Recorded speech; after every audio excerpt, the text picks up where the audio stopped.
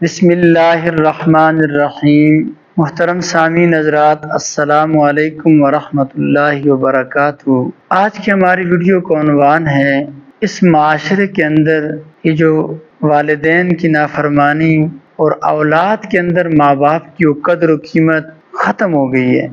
ہر دوسرا بندہ یعنی خاص طور پر والدین وہ کہتے ہیں جی بچہ جوان ہو کر نافرمان ہو گیا، بچے نے مجھے چھوڑ دیا، آزادی کی زندگی گزارنا چاہتے ہیں، دوری اختیار کر لیں۔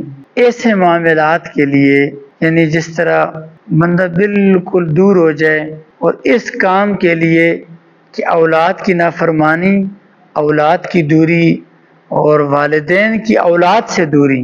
بعض ہوتا ہے نا والدین ایک بھائی سے کر رہے ہیں، باقی جو دو بھائی ہیں ان کو بس الگ کر کے چھوڑ دیا، ان سے اپنے ذہن کو ہٹا دیا۔ ایسی کیفیت کو دور کرنے کے لیے، ایسے معاملات کو بہتر کرنے کے لیے ایک عمل بتاتا ہوں، بہت ہی مجرب عمل ہے، بہت ہی مجرب عمل ہے۔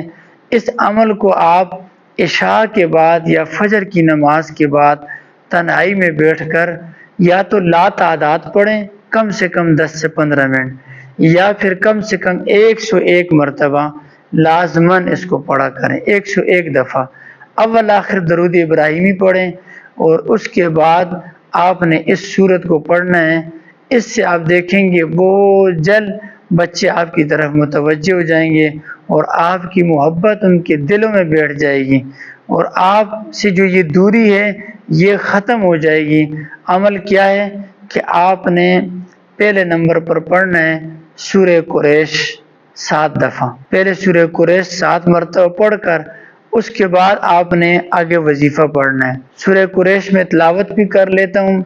اعوذ باللہ من الشیطان الرجیم، بسم اللہ الرحمن الرحیم، لإیلاف قریش ایلافہم رحلة الشتاء والصیف، فلیعبدوا رب هذا البیت الذی اطعمهم من جوع وآمنهم من خوف۔